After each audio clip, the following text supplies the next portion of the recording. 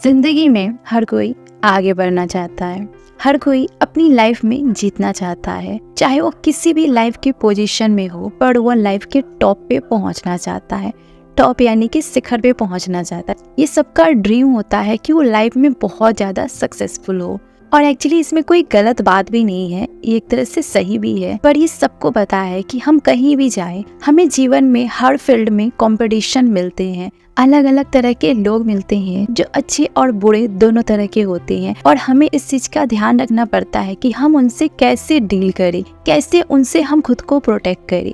क्योंकि हम सबको पता है कि हमें जीवन में अगर आगे बढ़ना है, लाइफ में कुछ बड़ा करना है, तो हमें ऐसे लोगों का सामना करना पड़ेगा, हर तरह के प्रॉब्लम को फेस करनी पड़ेगी। बिकॉज ये जीवन का रूल है, जब तक आप पूरी दुनिया के साथ कदम से कदम मिलाकर नहीं चलेंगे, तब तक आप लाइफ में उस टॉप पे नहीं पहुंच सकते हैं।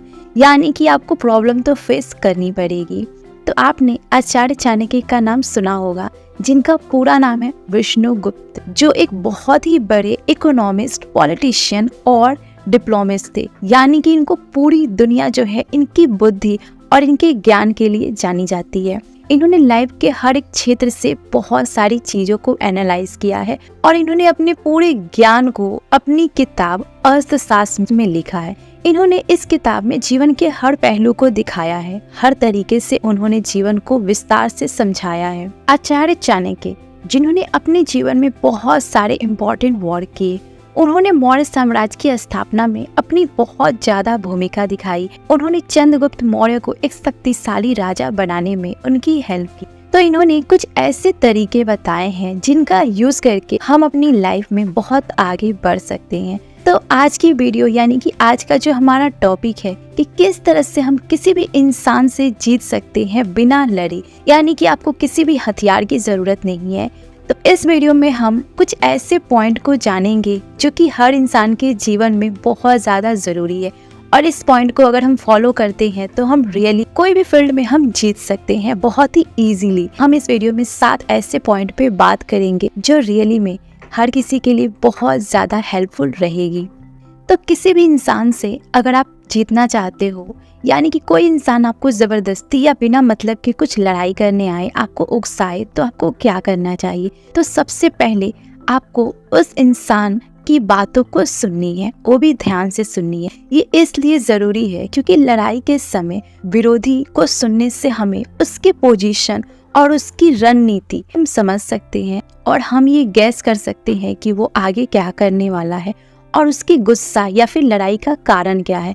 इस चीज को हम जान सकते हैं और हम एक अच्छा रिप्लाई उसको दे सकते हैं। तो इस चीज का हमें ध्यान रखना चाहिए। अगला जो पॉइंट या फिर तरीका हम फॉलो कर सकते हैं वो है अपने विरोधी को समझना। देखिए, ये इसलिए जरूरी है क्योंकि हमें अपने विरोधी को सुनने के बाद उसे हम बेहतर ढंग से समझ सकते हैं, और अगर हम समझते हैं तो हम ये जान सकते हैं कि वो पर्सन हमसे नाराज क्यों है और वो क्यों हमसे लड़ने आया है, यानी कि उसके लड़ने के पीछे लक्ष्य क्या है, गोल क्या है, इसको हम अच्छे से समझ पाएंगे, और इस जानकारी का इस्तेमाल कर हम और एक राइट डायरेक्शन में उसको हम चीज़ों को समझा सकते हैं। अगला जो तरीका है जिसे हम फॉलो कर सकते हैं वो है पॉजिटिव रहना और समझौता के लिए तैयार रहना। और ये क्यों ज़रूरी है, अब इसको हम जानते हैं। तो देखिए, पॉजिटिव रहना हर इंसान के लिए बहुत ज़रूरी है। आई नो ये पॉसिबल नहीं होता है, बट ये बहुत ज़्यादा ज़रूरी है कि आपसे कोई लड़ने आए या फिर कुछ सुनाने आए तो आपको उस टाइम पॉजिटिव रहना है। तो पॉजिटिव रहने से हम बेहतर तरीके से सोच सकते हैं, हमें टाइम मिल जाता है। और एक ये भी बात है कि अगर आप पॉजिटिव रहते हो तो जो पर्सन आपसे लड़ने के लिए आए, आपके पॉजिटिव बिहेवियर को देखकर उसका गुस्सा भी थोड़े बहुत तो शांत हो ही जाता है। और पॉजिटिव के साथ हमें समझौता के लिए हमेशा तैयार रहना चाहिए। यानी कि देखिए, अगर कोई भी फाइट हो रही है तो उसको हम सुलझा सकते हैं इफ अगर हम समझौता करते हैं, और ये एक अच्छे संबंध भी बनाता है और हमें अधिक लचीला बना देता है और एक तरह से समझदार बना देता है, और हम सामने वाले पर्सन के नजरों से समझ सकते हैं चीजों को। अगला जो तरीका है जो कि बहुत ज्यादा इम्पोर्टेंट है वो है अपने विरोधी के साथ एक रिस्पेक्टफुल बिहेवियर रखना। ये इसलिए जरूरी है क्योंकि आपको पता है ये हमारा जो है एक बहुत ही इम्पोर्टेंट हमारा एक तरह से बिहेवियर होता है।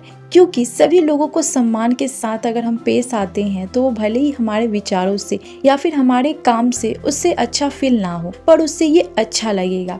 यानी कि ये फाइट को कम करने में हेल्प करता है।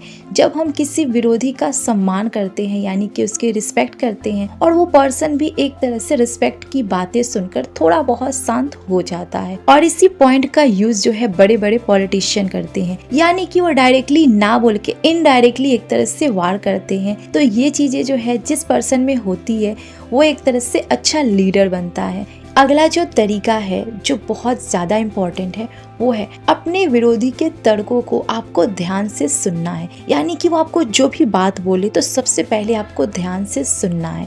और ये क्यों इम्पोर्टेंट है उसको हम जान लेते हैं। देखिए, कोई भी पर्सन जब हमसे लड़ने आए तो हमें उसकी बातों को पूरी सुननी चाहिए। बीच में हमें उसकी बातों को काटना नहीं चाहिए, भले ही उस बात से हम सहमत ना हो, यानी कि हम उस चीज़ को लेकर एक तरह से पॉजिटिव ना हो। और उनके तर्कों को सुनकर, यानी कि उनका जो भी तर्क वो हमसे कर रहे हैं ना फाइट के लिए, तो उसको हमें सुनकर अगर हम उसको अच्छे से सुनते हैं तो हमारे दिमाग में एक तरह से आंसर बनना तैयार हो जाता है। यानी कि हमें थोड़ा टाइम मिल जाता है चीजों को सोचने के लिए, यानी कि हम सडनली कोई भी रिप्लाई नहीं देते हैं। और इस तरह से माइंड से अगर काम लिया जाए तो हम बड़े बड़े युद्ध को भी रोक सकते हैं, यानी कि छोटी मोटी लड़ाइयाँ नहीं, हम बड़ी लड़ाइयों को भी रोक सकते हैं। और ये एक तरह से दोनों इंसान के लिए फायदेमंद होता है, चाहे वो कोई कंट्री हो या फिर कोई भी पोजीशन हो। अगला जो तरीका है वो है हारने के लिए रेडी रहे। यानी कि हम बस जीतने के बारे में सोचते हैं, लेकिन सम टाइम हमें कहीं कहीं हारना भी जरूरी होता है, और उसके पीछे भी बहुत सारे लॉजिक है।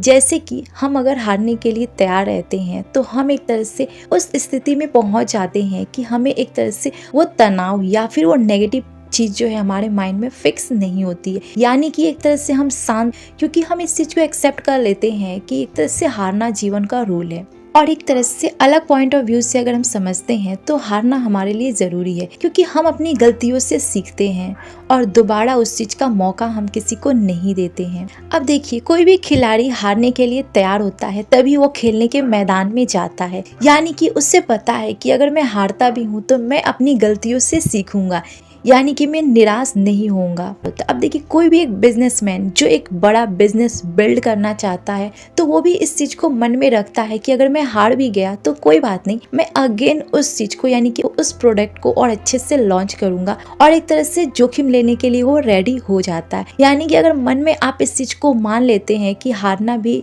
लाइफ का एक पार्ट है, यानी कि ऑलवेज अगर आप सोचोगे, अगर कोई आपसे फाइट भी करने आता है तो आप सोचोगे नहीं, इस फाइट में मुझे ही जीतना है, तो ये चीज जो है आपको एक गलत डायरेक्शन में लेकर जाती है। तो उस चीज का ध्यान रखना है कि हाँ, अगर हार भी गए तो इट्स ओके, यानी कि ये लाइफ का पार्ट है और हमें उससे सीखनी चाहिए। और अगला जो तरीका है जो कि मोस्ट इम्पॉर्टेंट है और ये हर किसी को फॉलो करनी चाहिए कोई भी लड़ाई में, यानी कि जीतने के लिए कभी भी हथियार या फिर लड़ना ज़रूरी नहीं है।